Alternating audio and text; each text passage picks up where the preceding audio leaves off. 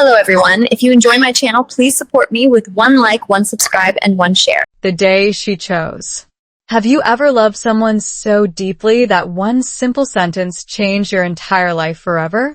What would you do if your own daughter looked into your eyes, smiled gently, and then quietly said, "Mom, I want to live with Dad"? Today, I want to share the most painful chapter of my life in America. It is a story about love, marriage, family, mistakes, forgiveness, and hope. If you are learning English, listen slowly, relax, and walk beside me through every emotion. By the end of this story, you may discover that sometimes the hardest question is not, why did she choose him? But, what did I never understand about love? The morning began like hundreds of other mornings in our quiet neighborhood in Colorado. The summer sun painted soft golden lines across the kitchen floor while I poured fresh coffee into my favorite white mug. Outside, American flags moved gently in the warm breeze. My daughter was sitting at the dining table eating pancakes with strawberries, laughing at something on her phone. If a stranger had looked through the window, they would have seen an ordinary American family enjoying another peaceful day. They would never have guessed that our family was standing only a few minutes away from a moment that would completely change our lives. People often believe that families fall apart because of one terrible fight. My experience taught me something very different. Relationships usually change the same way rivers change mountains. Not in one dramatic moment, but through thousands of tiny moments that nobody notices until everything looks different. That realization came much later. On that morning, I still believed I could fix everything if I simply loved hard enough. There's something interesting that psychologists often explain about children. A child rarely chooses the parent they love more. Instead, they usually choose the place where they feel the safest emotionally. That idea shocked me when I first learned it. I had spent years measuring love by how much I sacrificed. I worked longer hours. I cooked healthy meals. I remembered birthdays, school projects, doctor appointments, and piano lessons. Somewhere inside my heart, I quietly believed those sacrifices would automatically make me the parent my daughter would choose. Life, however, does not always reward effort the way we expect. Living in America taught me many beautiful lessons about family. People here often talk openly about emotions, mental health, and personal boundaries. At first, I admired that culture from a distance without truly practicing it myself. I could organize every family schedule, but I often forgot to organize my own emotions. I smiled when I felt exhausted. I said, "I'm fine," when I was quietly breaking inside. I believed being a good mother meant solving every problem before anyone else noticed it existed. Then, the conversation began. My ex-husband arrived exactly on time. He always respected schedules. My daughter hugged him with excitement before looking back at me. Her smile slowly disappeared. The room suddenly became strangely quiet. Even the sound of the refrigerator seemed louder than before. She took a deep breath. "Mom," she whispered, "I've been thinking for a long time. I want to live with Dad." Just one sentence. Only 7 words. Yet those 7 words echoed through every corner of my heart. For a few seconds, I honestly thought I had misunderstood her English. Maybe I had heard it wrong. Maybe she meant spending one more weekend with him. Maybe she wanted a longer summer vacation. My brain desperately searched for another explanation because the truth felt impossible to accept. Instead, she looked down at the floor. "I love you," she said softly, "but I feel calmer there." Calmer. Not happier. Not more loved. Simply calmer. That single word became the question that haunted me every night afterward. What had I done without realizing it? Did I love too much? Did I worry too much? Did I try to control every little detail because I thought that was what good mothers were supposed to do? Or had I simply forgotten that children do not need perfect parents? They need peaceful ones. Scientists studying family relationships often explain that children absorb emotional tension like tiny sponges. Even when parents never argue loudly, children can sense stress through facial expressions, silence, and body language. Looking back, I realized my daughter had been carrying emotional weight that never belonged to her. She had watched me trying to be strong every single day. She had watched me hide tears behind polite smiles. Perhaps she wasn't escaping me. Perhaps she was escaping the pressure she felt whenever she saw me struggling. That possibility hurt more than any argument ever could. As the front door closed behind them that afternoon, the house became painfully quiet. Her bedroom remained exactly the same. Her books stayed on the shelf. Her favorite blanket was still folded neatly on the bed. Everything looked normal, except nothing was. I stood there wondering whether the biggest mistake of my life had never been shouting, arguing, or failing. Maybe my greatest mistake had been believing that love alone was enough. And that was only the beginning of the story. Our happy beginning. If you had met us 10 years earlier, you probably would have believed we were one of those couples who would grow old together. We laughed over burnt pancakes, danced barefoot in the kitchen, argued about which movie to watch on Friday nights, and dreamed about raising children in a peaceful American neighborhood where bicycles rested on front lawns and neighbors waved every morning. Looking back now, I sometimes wonder whether memories become more beautiful after they are gone, or whether they were always that beautiful and I simply forgot to appreciate them while I was living them. That question stayed with me for years because before my daughter chose her father, before divorce papers appeared on our dining table, before silence replaced laughter, our love story really did feel ordinary in the most wonderful way. We met during a community volunteer event only a few months after I moved to the United States. He was carrying heavy boxes for a local food bank, wearing an old baseball cap that looked far too worn for someone who smiled so confidently. He wasn't trying to impress anyone. That was exactly what impressed me. Instead of asking where I came from, he asked what made me smile. It was such a simple question, but it opened a conversation that lasted for hours. And late night talks about dreams we were almost afraid to say aloud. We believed love was something that naturally solved problems instead of creating new ones. Like many young couples, we promised each other that communication would always protect us. Ironically, almost every couple believes that in the beginning. Researchers studying long-term marriages often explain that the happiest relationships are not those with the fewest disagreements, but those where both people continue feeling emotionally safe while disagreeing. At the time, I knew nothing about emotional safety. I only knew excitement. We bought our first small house in Colorado with squeaky wooden floors and a tiny backyard that looked enormous to us. Every paycheck felt like another step toward the future we imagined. We painted walls together, assembled impossible furniture together, and laughed whenever we made mistakes because everything still felt like an adventure. Then our daughter was born. The moment I held her for the first time, the world became strangely quiet. Every sound disappeared except her breathing. People often say becoming a parent changes your priorities. That sentence is true, but it does not explain how completely your identity changes. Suddenly, every decision becomes connected to someone else's future. Every worry grows bigger. Every hope becomes deeper.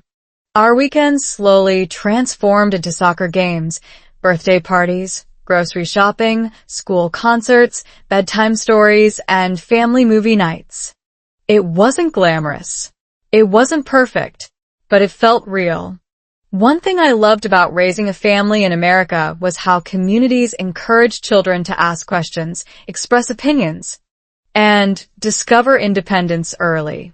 My daughter grew into a curious little girl who wanted to know everything. Why do leaves change color? Why do birds fly south? Why do adults drink coffee every morning? Sometimes she asked questions that made both of us laugh for hours. Other times, she asked questions neither of us could answer. Looking back, I realized children are remarkable observers. They notice facial expressions adults believe are invisible. They hear silence louder than conversations. Scientists have found that children begin recognizing emotional tension from facial cues long before they fully understand language. That means they often feel problems months before parents admit those problems even exist. We didn't know that then. We thought we were protecting her by pretending everything was fine. Every Sunday evening became our family tradition. We cooked dinner together, shared stories about our week, and planned little adventures for the next weekend. Sometimes we visited national parks. Sometimes we drove through quiet mountain roads just to watch sunsets. Those simple moments became the photographs still sitting inside dusty albums in my living room today. Whenever I open those albums, I don't see expensive vacations or perfect holidays. I see ordinary happiness. And perhaps ordinary happiness is the rarest kind of happiness because nobody realizes how valuable it is until it quietly disappears. If someone had whispered to me during one of those peaceful evenings that my daughter would someday choose to live somewhere else, I would have laughed politely and said it could never happen. We were a family. Families stayed together. That was the story I believed with all my heart. I simply didn't understand that the strongest storms usually arrive long before anyone notices the first dark cloud on the horizon. The tiny changes had already begun. We just didn't recognize them yet. And the next chapter of our lives would prove that love can slowly lose its voice without either person hearing the silence grow louder. Small cracks grew. Most marriages do not end with one explosive argument.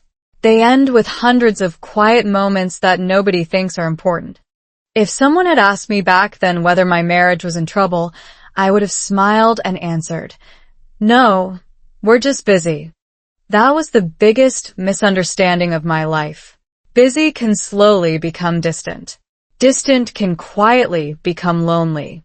And lonely can eventually make two people feel like strangers living under the same roof. Looking back now, I can almost see the invisible cracks spreading across our relationship long before either of us admitted they were there. It started with little things that seemed too ordinary to matter. He left for work earlier every morning. I stayed up later every night finishing emails, folding laundry, packing lunches, paying bills, and making tomorrow's schedule. Our conversations slowly changed from dreams to reminders. Did you pay the electricity bill? Don't forget her dentist appointment. Can you pick up milk on the way home? We still talked every day, but somehow we stopped truly hearing each other. Relationship researchers often explain that emotional connection is built through small moments of attention rather than grand romantic gestures. A 6-second hug, eye contact during dinner, asking someone how they really feel instead of how their day was. These tiny habits protect relationships more than expensive vacations ever can. I wish someone had told me that years earlier. I believed love meant working harder. So I worked harder. I tried to become the perfect mother, the perfect employee, the perfect homeowner, and the perfect wife. Ironically, while I was trying to become everything, I slowly disappeared as a person. My husband changed too. His responsibilities at work increased, and he carried stress home without realizing it. Sometimes he sat silently on the couch scrolling through his phone after dinner. I interpreted that silence as rejection. He probably interpreted my constant busyness as emotional distance. Neither of us intended to hurt the other. We were simply exhausted. One evening, our daughter walked into the living room holding a drawing she had made at school. She smiled proudly and asked, "Can both of you look at this?" I remember saying, "Just 1 minute, sweetheart." Her father answered almost the same thing without looking up. She stood there quietly for a few seconds before walking back to her bedroom.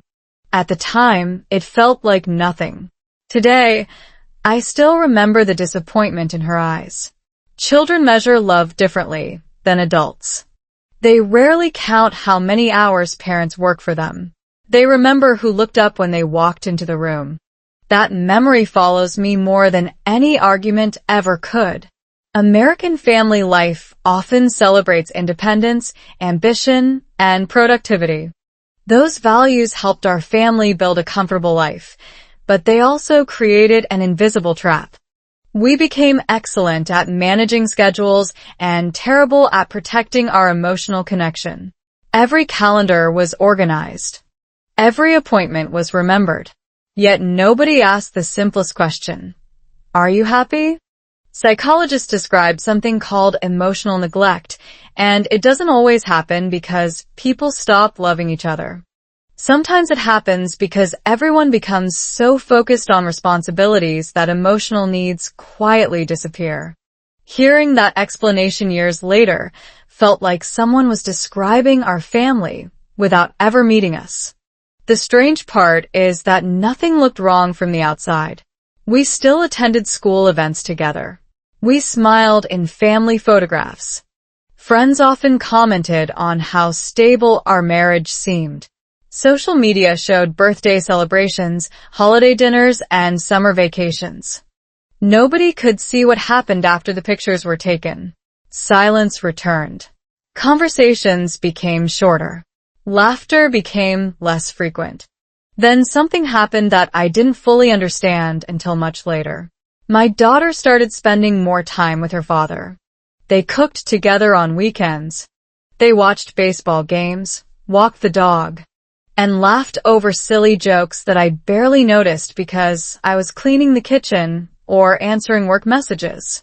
At first, I felt proud that they had such a close relationship. Then, without admitting it to myself, I began feeling jealous. Instead of joining them, I worked even harder to prove I was a good mother. The harder I tried to control everything, the less relaxed our home became. Looking back now, I realize my daughter wasn't choosing between two parents. She was quietly searching for the place where she could breathe without feeling the invisible weight of adult stress. I didn't understand that then. I only saw the growing distance, and I convinced myself it would disappear on its own. But relationships are like gardens. Ignore a tiny weed for long enough, and one day it becomes impossible to remember where the flowers used to grow. What I didn't know was that my daughter had already begun making the most important decision of her young life. And none of us were ready for what she would soon say. A child between. Children rarely ask for perfect parents. They ask for peaceful moments. I didn't understand that until I noticed something that still breaks my heart whenever I think about it. My daughter had stopped asking us to spend time together. Instead of saying, "Can we watch a movie as a family?" she quietly asked, "Who will be home tonight?" It sounded like an ordinary question, but it wasn't. Hidden inside those 5 simple words was a little girl trying to predict the emotional weather inside her own house. She wasn't worried about dinner or bedtime. She was wondering whether the evening would feel warm, cold, or painfully silent. That realization came much later. At the time, I simply answered her question without realizing she was asking for something much deeper than information. One Saturday afternoon, we visited a community park near our home in Colorado. Families filled the playground. Children laughed while parents chatted on nearby benches. Everything looked peaceful. My daughter ran toward the swings while her father followed behind, pretending he couldn't catch her. She laughed so loudly that people nearby smiled without even knowing us. I stood there watching them together with a strange mixture of happiness and loneliness. They looked effortless. I looked exhausted. For a moment, I wondered when I had stopped being the mother who laughed without checking her phone every few minutes. Modern psychology tells us something both simple and powerful. Children do not just observe conflict. They observe emotional availability. A home can be completely free of shouting yet still feel emotionally heavy if stress, disappointment, or constant worry fill every room. Researchers have found that children are remarkably sensitive to facial expressions, voice tone, and even silence. Long before they understand adult problems, they learn to recognize emotional tension. Looking back, I realized my daughter had become an expert at reading my face. She knew when I forced a smile. She knew when I said, "I'm okay," while quietly carrying anxiety that had nothing to do with her. One evening, she walked into the kitchen while I was preparing dinner. Without looking up from the cutting board, I asked how school had been. She answered, "Good." Then she stood beside me, without saying another word. Nearly a full minute passed before I finally looked at her. She wasn't waiting to tell me about homework. She wasn't hungry. She simply wanted me to notice her. Children often ask for attention without using words. Unfortunately, adults become experts at hearing language while missing emotions. My husband noticed things differently. When she invited him to throw a baseball in the backyard, he usually stopped whatever he was doing. Sometimes they played for only 15 minutes. Sometimes they sat outside watching clouds drift across the sky. I mistakenly measured parenting by the number of responsibilities completed. He measured it by moments shared. Neither approach was completely right or completely wrong. But our daughter naturally felt calmer in the place where she experienced fewer interruptions. At school, her teacher once sent home a note saying that she had become unusually quiet during group activities. The teacher gently suggested that children sometimes carry emotional worries they cannot explain. I thanked her politely, folded the note, and placed it inside a kitchen drawer. I told myself my daughter was simply growing up. Deep inside, however, I felt a small voice whispering that something was changing inside our family. There is a fascinating idea in child psychology called emotional security. It suggests that children thrive not because life is perfect, but because they believe the important adults around them can handle life's difficulties without making the child responsible for them. Reading about that years later felt almost painful. I had never asked my daughter to solve my problems, but she had watched me carry them every single day. My stress became the background music of our home. Eventually, she stopped hearing it consciously, yet she never stopped feeling it. One rainy afternoon, she surprised me with a question I will never forget. "Mom," she asked softly, "are grown-ups supposed to be tired all the time?" I laughed a little and answered, "Sometimes." She nodded slowly. "I don't want to grow up if it feels like that." Her words stayed with me long after she walked away. Children don't copy our advice nearly as much as they copy our lives. I wanted to teach her confidence, peace, and joy. Instead, without realizing it, I had been teaching survival, perfection, and constant pressure. Still, I believed we had plenty of time to fix everything. Families go through difficult seasons, I told myself. Things would improve after work became less stressful. We would take another vacation. We would eat dinner together more often. We would laugh again. But life rarely waits for the perfect moment to change. While I was making plans for tomorrow, my daughter was quietly making a decision that would change all three of our lives forever. And when she finally spoke those words, I realized that the child standing between two parents had been carrying a burden no child should ever have to carry. The decision that broke me. Some moments last only a few seconds, yet they divide your life into two completely different chapters.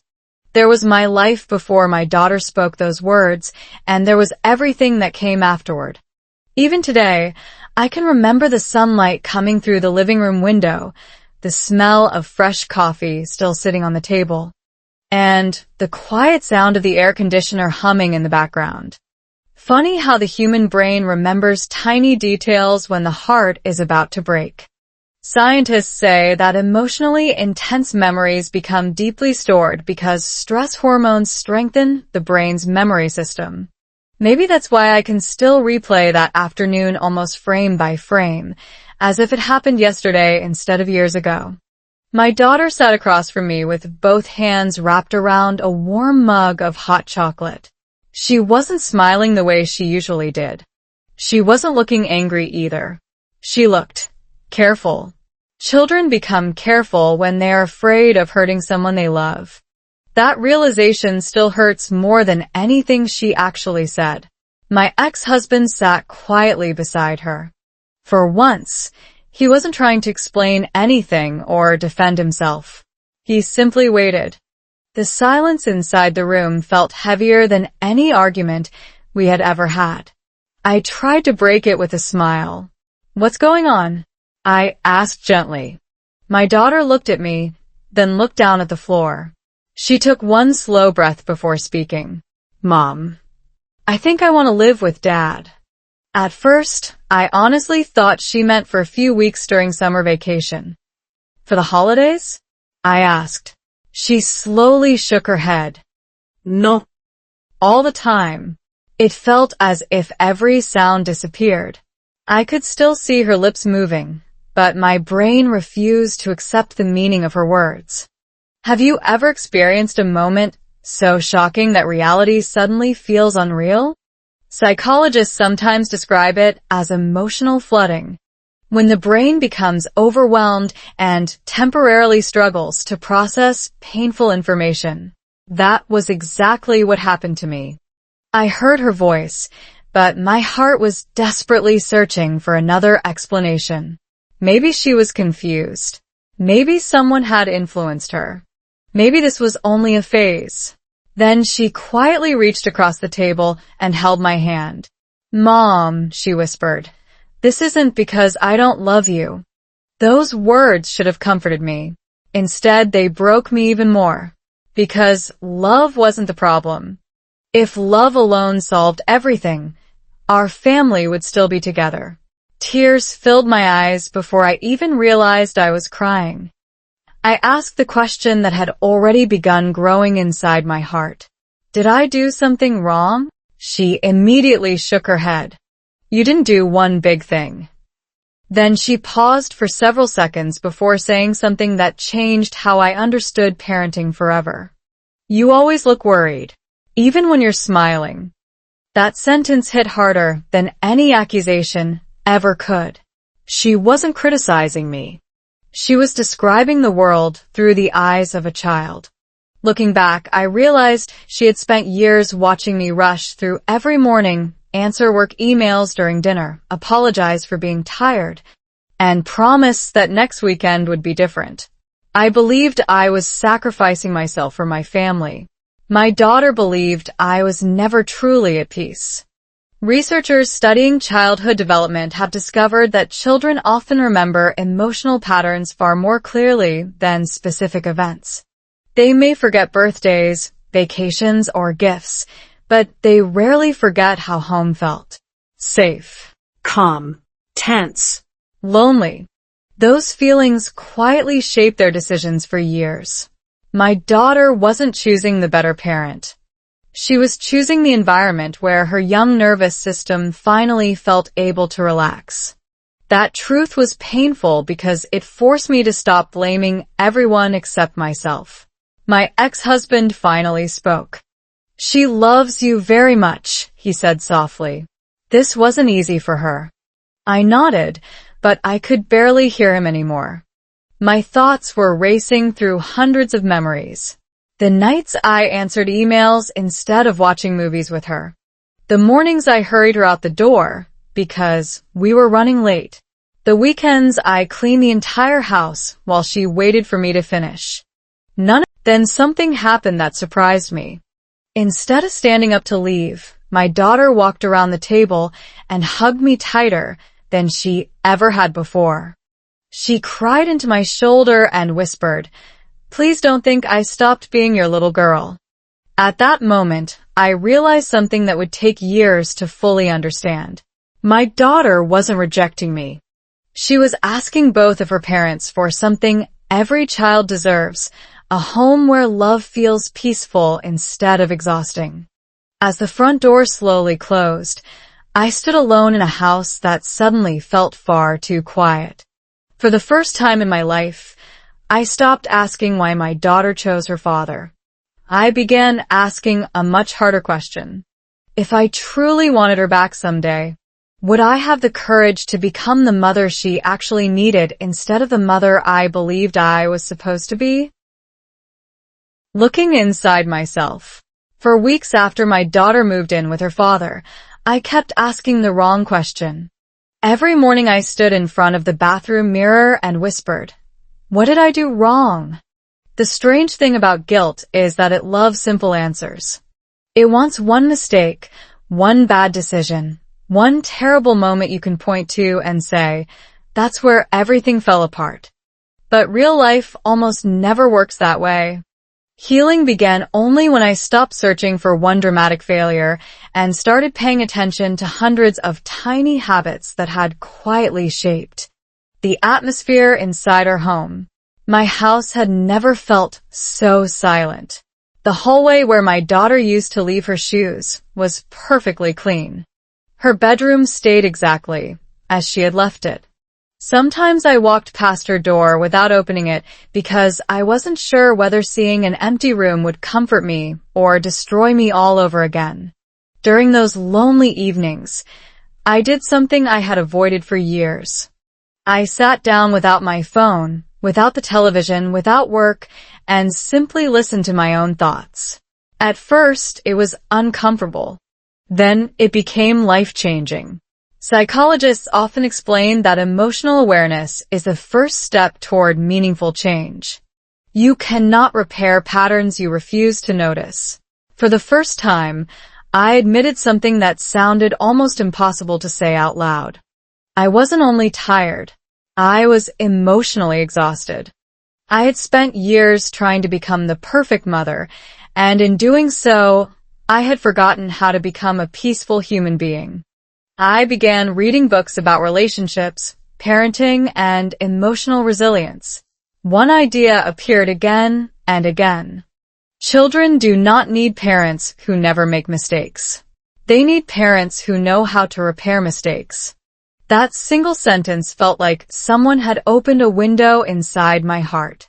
Until then, I believed every mistake was proof that I had failed.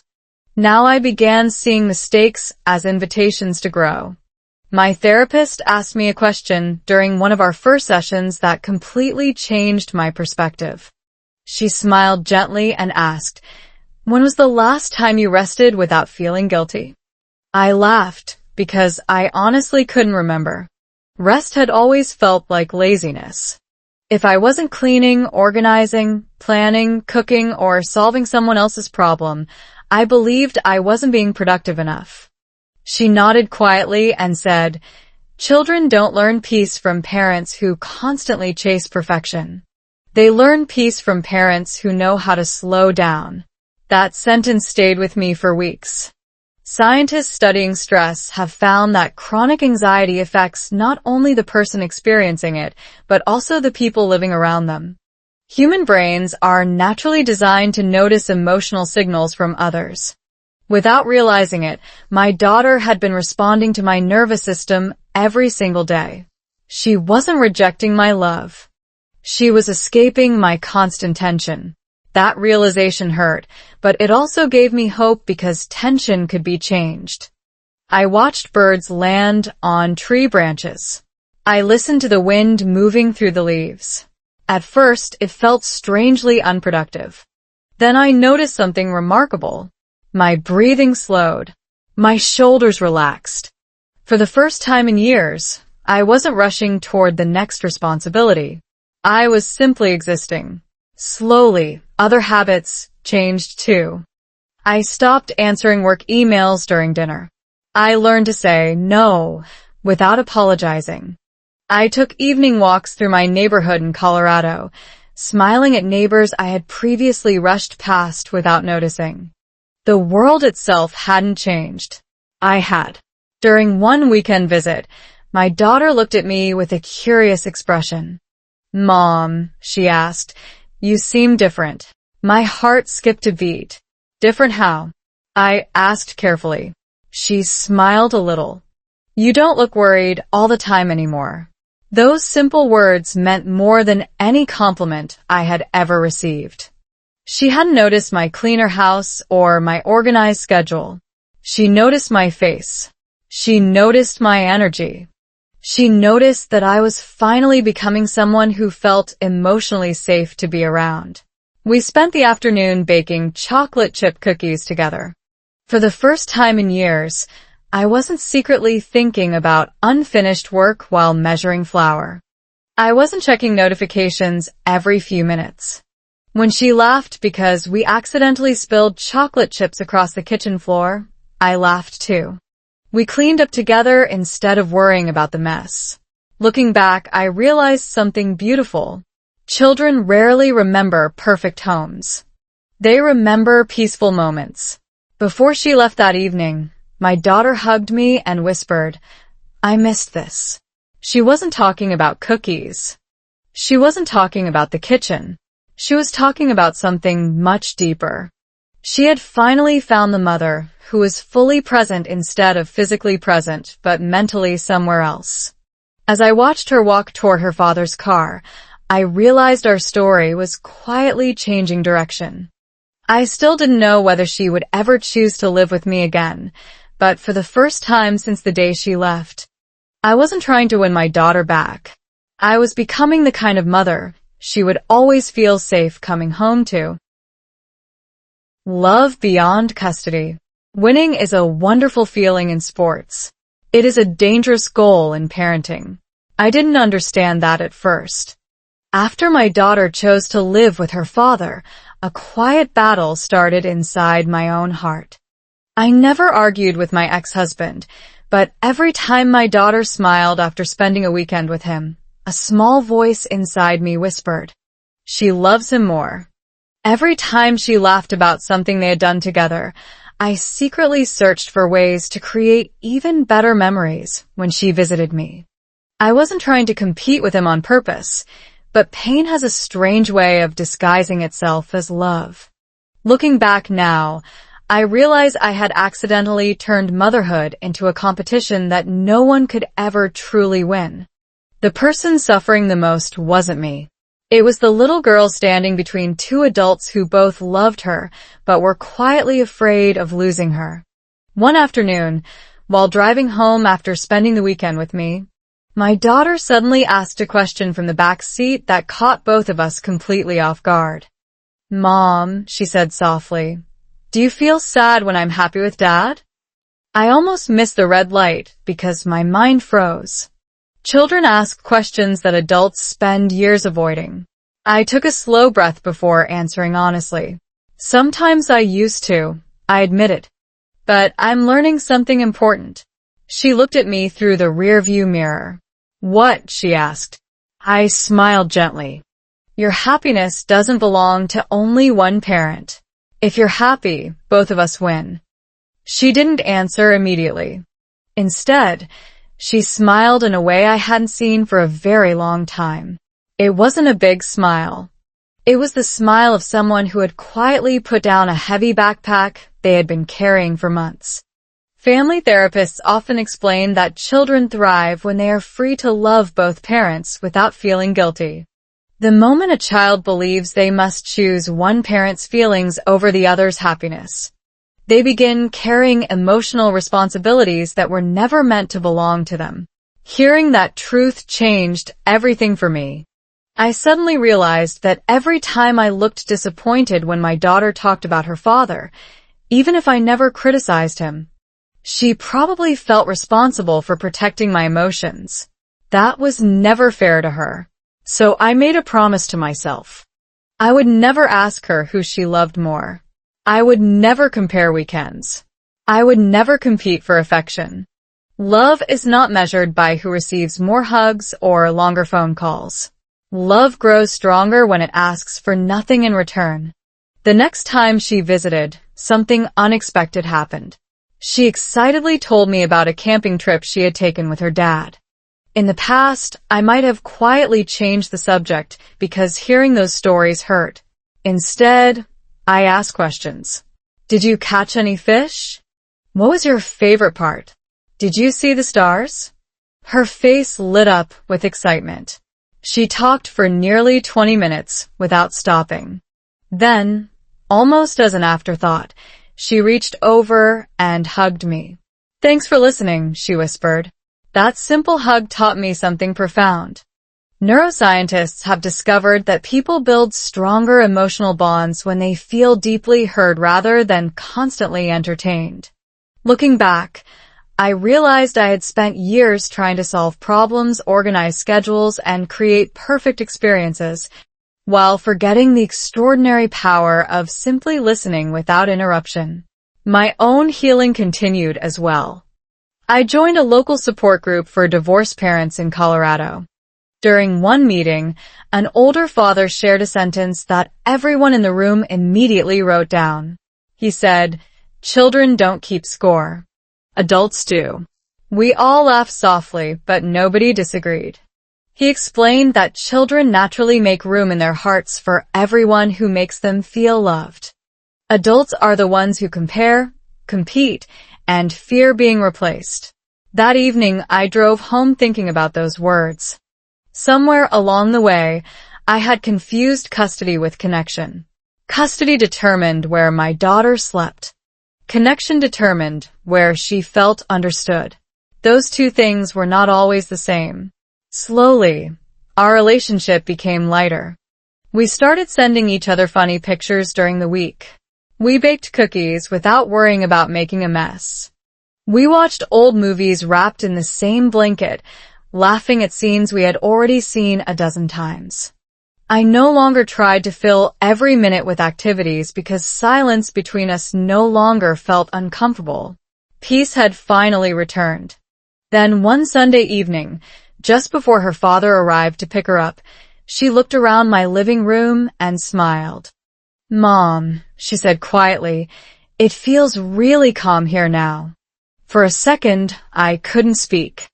Months earlier, she had chosen another home because she felt calmer there.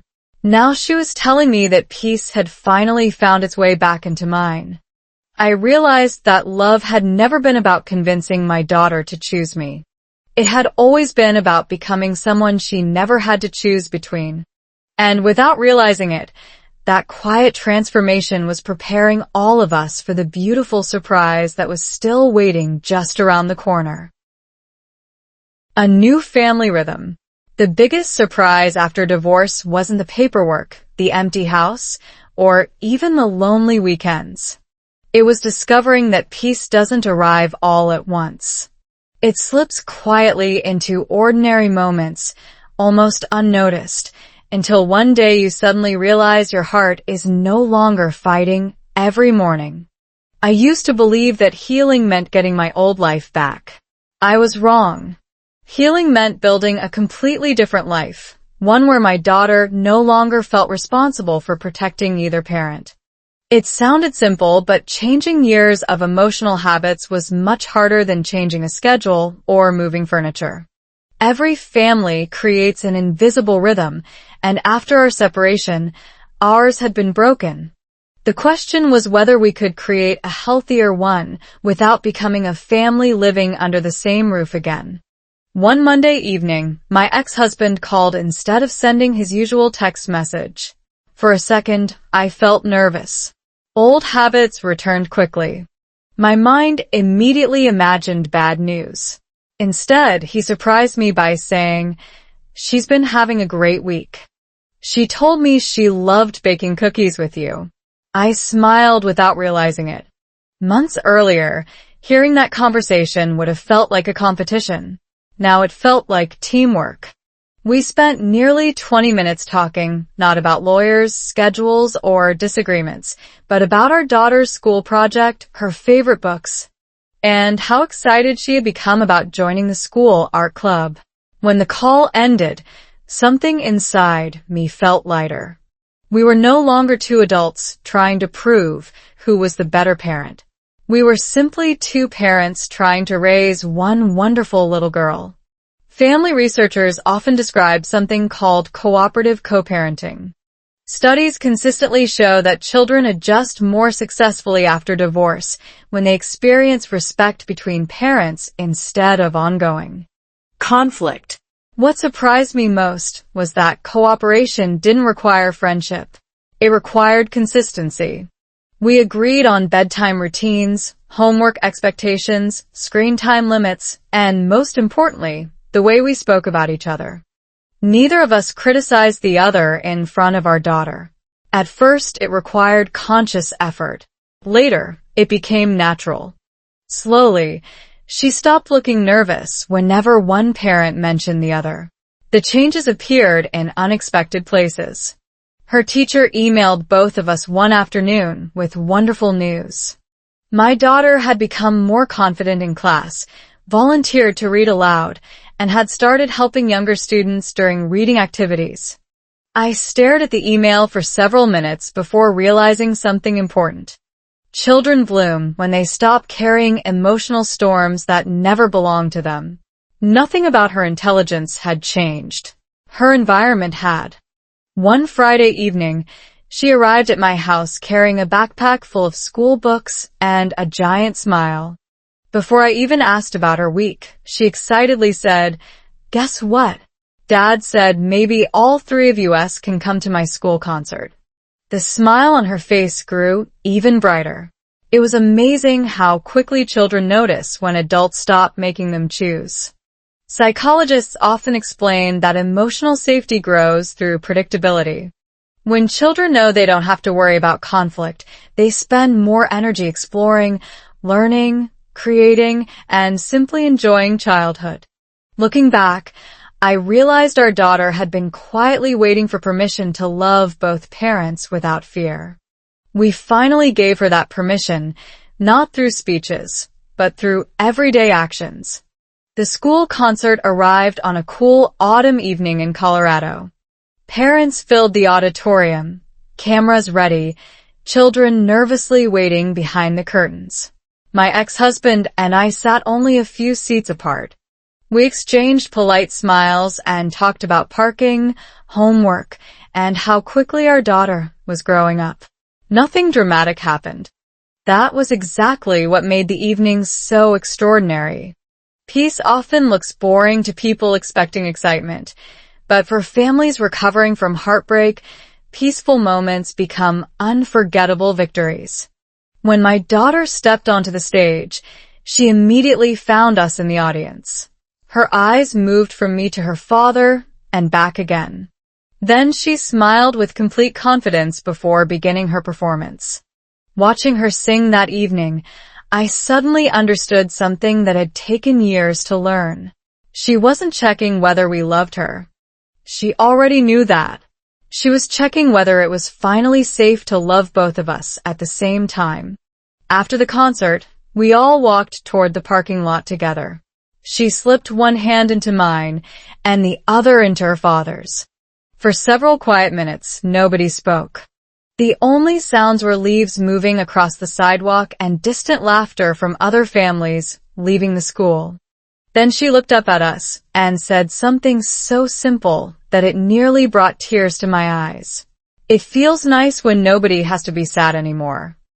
Children have an extraordinary way of describing healing with only a few words. She didn't talk about custody agreements, parenting plans, or emotional growth. She talked about sadness leaving our family, and she was right. As I drove home that night, I realized our family had not returned to the life we once imagined. Instead, we had built something new, something imperfect, honest, peaceful, and strong.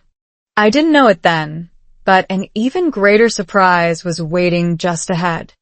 Very soon, my daughter would say something that I had stopped hoping to hear, and this time, my heart was finally ready to receive it. Home became whole again. People often imagine healing as one unforgettable moment, a dramatic apology, a long emotional speech, a perfect ending where everyone cries, hugs, and suddenly forgets the past. Real healing rarely looks like that. It usually arrives disguised as ordinary Tuesdays, quiet breakfasts, unexpected phone calls, and little conversations that seem too small to matter. Looking back, I can't tell you the exact day my daughter and I became close again. I can only tell you that one morning I woke up and realized she no longer sounded hesitant when she called me. Somewhere between the broken memories and the peaceful routines, we had quietly found our way back to each other. The most beautiful part was that neither of us had forced it. Trust had returned the same way spring returns after winter, slowly, gently, and almost invisibly until one day the whole world feels different. One Saturday morning, my phone rang much earlier than usual. I expected a wrong number or an emergency. Instead, I heard my daughter's cheerful voice. "Mom, are you awake?" she asked. I laughed. "Now I am." She giggled before saying something that completely caught me by surprise. "Can I come over early today? I don't want to wait until this afternoon." My heart skipped a beat. Months earlier, she had counted the hours until it was time to return to her father's house. Now she was asking to spend even more time with me. I calmly answered, "Of course," but after hanging up, I stood quietly in my kitchen with tears filling my eyes. Sometimes the biggest victories arrive so softly that only your heart notices them. Researchers who study attachment often explain that trust is rebuilt through consistent experiences rather than emotional promises. Every peaceful visit, every honest conversation, every kept promise slowly teaches the brain that it is safe again. Without realizing it, that was exactly what had been happening between us. We had stopped trying to erase the painful past. Instead, we were creating enough beautiful new memories that the painful ones no longer controlled our future. When she arrived that morning, we didn't plan anything special. The pancakes looked terrible, but she insisted they tasted better than any restaurant breakfast. For the first time in years, I believed she wasn't trying to protect my feelings. She was simply being herself. That freedom meant everything. Later that afternoon, we drove through the colorful mountain roads outside our Colorado neighborhood. The trees were glowing with orange, gold, and deep red leaves. She rolled down the car window, letting the cool autumn air blow through her hair. Then she smiled and said, "Mom, remember when we used to drive without knowing where we were going?" I smiled back immediately. Those were some of my favorite days. She nodded. "Mine too. We should do that again."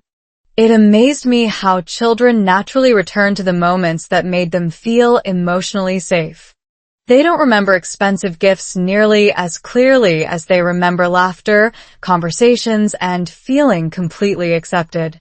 Neuroscientists explain that positive emotional memories strengthen relationships because they activate feelings of security and belonging. As she spoke, I realized we weren't rebuilding our relationship by discussing the past over and over. We were rebuilding it by living fully in the present. A few weeks later came another surprise. Her school announced a family storytelling project. Every student had to interview someone they admired and present their story in class. That evening she called me with excitement. "Mom," she asked, "would you help me with my project?" "Of course," I answered. "Who are you interviewing?" There was a brief pause before she quietly said, "You."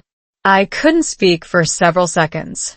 Out of every person she knew, she had chosen me. Not because I was perfect. Not because I had always made the right decisions. She chose me because she had seen someone change. During the interview, she asked questions I never expected. What was the hardest lesson you've ever learned? What makes someone a good parent?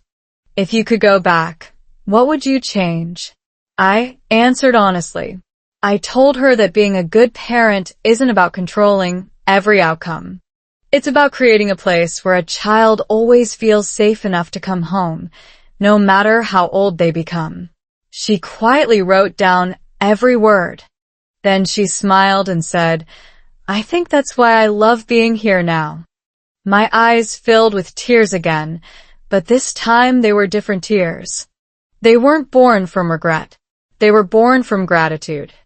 Months earlier, I had believed my daughter choosing her father meant I had lost her forever. Now I understood something much deeper. Love is not measured by where a child sleeps. Love is measured by where they feel understood.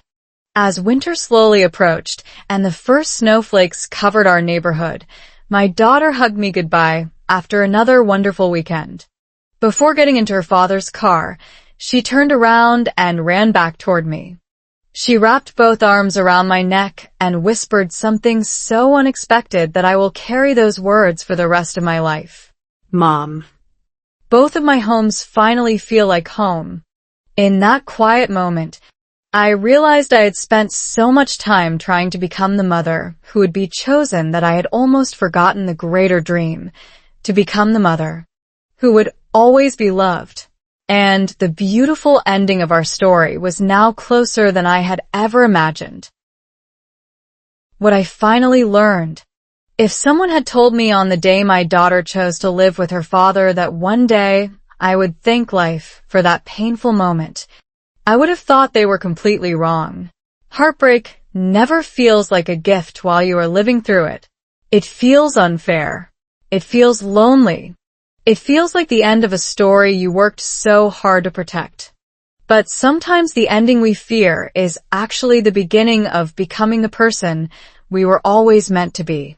My greatest mistake was never that my daughter chose her father. My greatest mistake was believing that love meant carrying every burden alone. The moment I learned to put down that invisible weight, everything around me slowly began to change. It wasn't magic. It wasn't luck. It was the quiet power of becoming emotionally present instead of emotionally exhausted. That lesson transformed not only my relationship with my daughter, but also the way I looked at myself every single morning. One bright spring afternoon, almost 2 years after that heartbreaking conversation in our living room, we gathered once again as a family. This time there were no lawyers, no difficult decisions, and no uncomfortable silence. My daughter had invited both of her parents to celebrate her acceptance into a youth leadership program at school. Watching her confidently walk across the stage, I realized she was no longer the little girl carrying the emotional weight of 2 adults. She was simply a happy teenager enjoying one of the proudest moments of her life. When the ceremony ended, she ran toward both of us with the same bright smile she had when she was 5 years old. Without hesitation, she hugged her father first, then hugged me just as tightly. For the first time, there was no jealousy hiding inside my heart. I wasn't counting hugs anymore. I wasn't measuring love anymore. I was simply grateful to witness a child who finally felt free. Positive psychology researchers often explain that resilience does not grow because life becomes easy. It grows because people discover they are stronger than the challenges they once believed would destroy them. Looking back, I understood that our family had not survived because we avoided pain.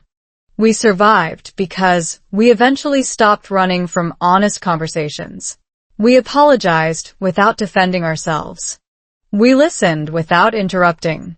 We forgave without pretending the past had never happened.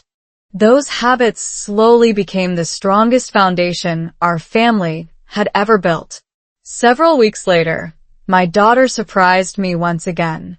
She asked if we could spend Mother's Day together before visiting her father later that afternoon.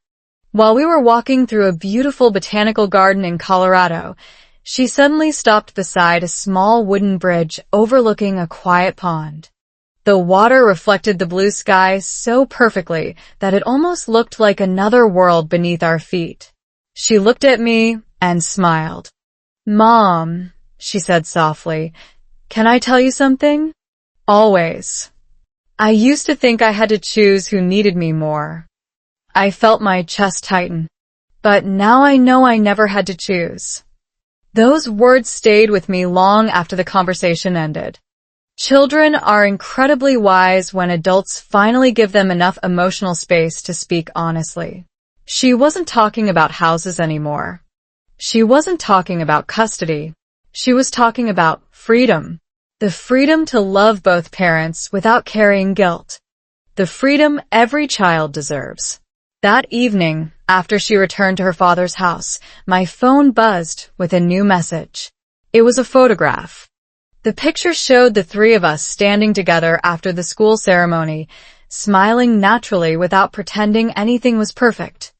Below the photo, my daughter had written only one sentence. "This is my favorite family picture because everyone looks peaceful." I stared at that message for a long time. Not happiest.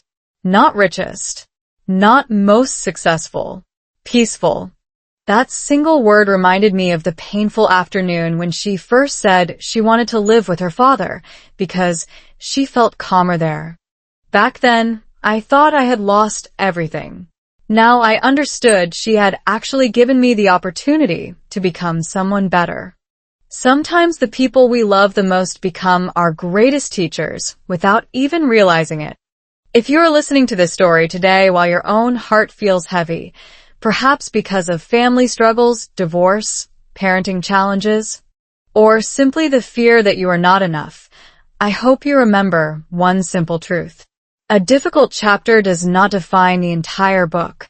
Every day offers another chance to listen more carefully, love more gently, and choose peace instead of perfection. Your family does not need a flawless version of you. They need the real you, someone willing to grow, willing to apologize, willing to forgive, and willing to keep showing up with an open heart. And if you are learning English through stories, I hope this journey has shown you that language becomes much easier when it carries real emotions. Every sentence you listened to today was more than vocabulary. It was a reminder that hope often speaks in a quiet voice. Keep listening. Keep reading. Keep speaking. Little by little, just like healing, your English will grow stronger with every story you finish. That's all for today. I'll create many more stories like this in the future. Please subscribe so you don't miss the next one. Thank you so much for listening. And remember, sometimes the greatest victory is not being chosen. It's becoming someone whose love never needs to compete.